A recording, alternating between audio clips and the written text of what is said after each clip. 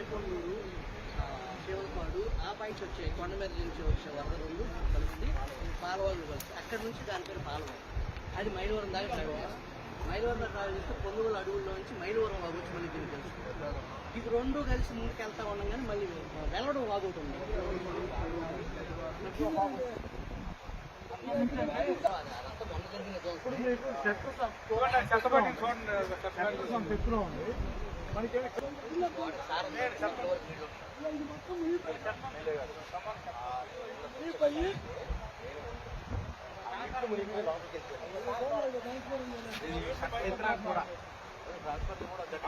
ఈ నీళ్ళకి ఆ నీళ్ళకి ఎటువంటి సంబంధం లేదు.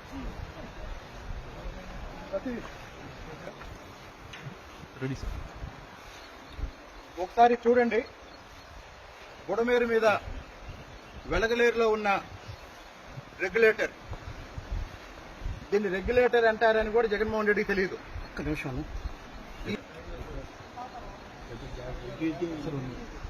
బుడమేరు మీద ఉన్న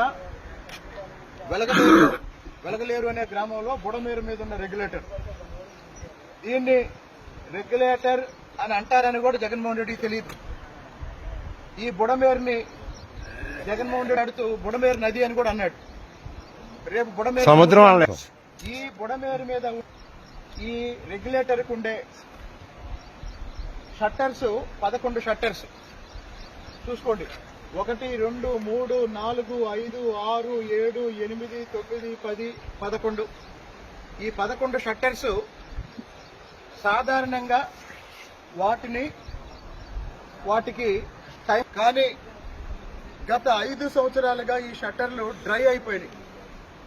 అంటే జగన్మోహన్ రెడ్డి ఇక్కడేదో ఈ రెగ్యులేటర్ దగ్గర ఆపటం వల్ల కృష్ణానది ఒడ్డునున్న చంద్రబాబు నాయుడు గారి ఇల్లు మునక్కుండా ఇదేదో చేశారని జగన్మోహన్ రెడ్డి చెప్తున్నాడు. దానికి దీనికి అసలు ఏ సంబంధం లేదు. సంవత్సరాలుగా వైఎస్ఆర్సీపీ అధికారంలో ఉన్నప్పుడు దీన్ని ఏ విధంగా నిర్వహించాలో, ఎలా మెయింటైన్ చేయాలో అలా చేస్తున్నట్లయితే ఈ రోజు ఇంత పెద్ద ఉపద్రవం వచ్చుండేది కాదు.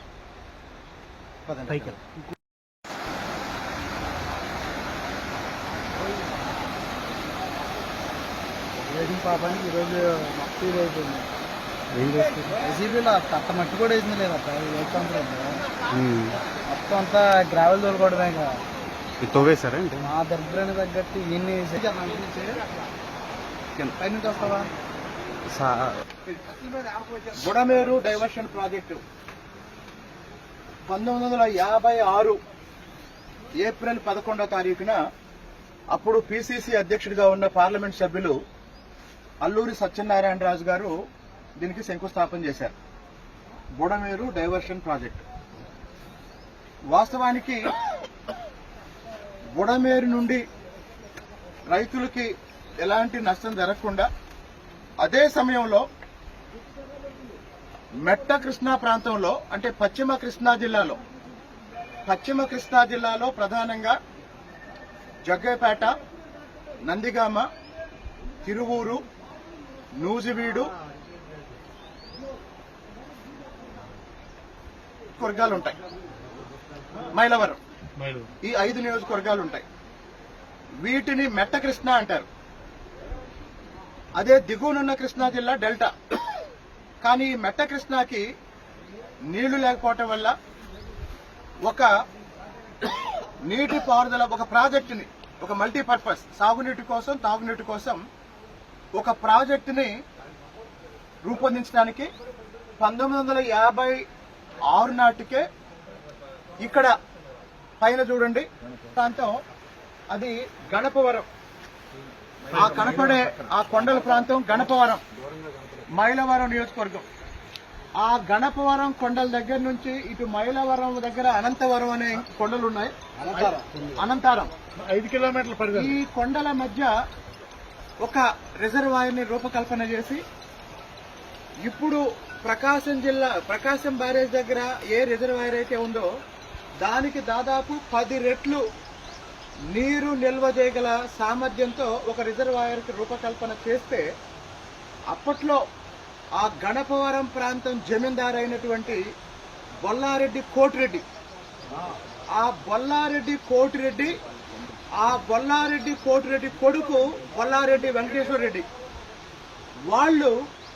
వాళ్ళకి నీలం సంజీవరెడ్డి గారి దగ్గర ఉన్న పలుకుబడిని ఉపయోగించి ఆ రోజు ఆ రిజర్వాయర్ రూపకల్పన జరగకుండా, నిర్మాణం జరగకుండా అడ్డుకున్నారు.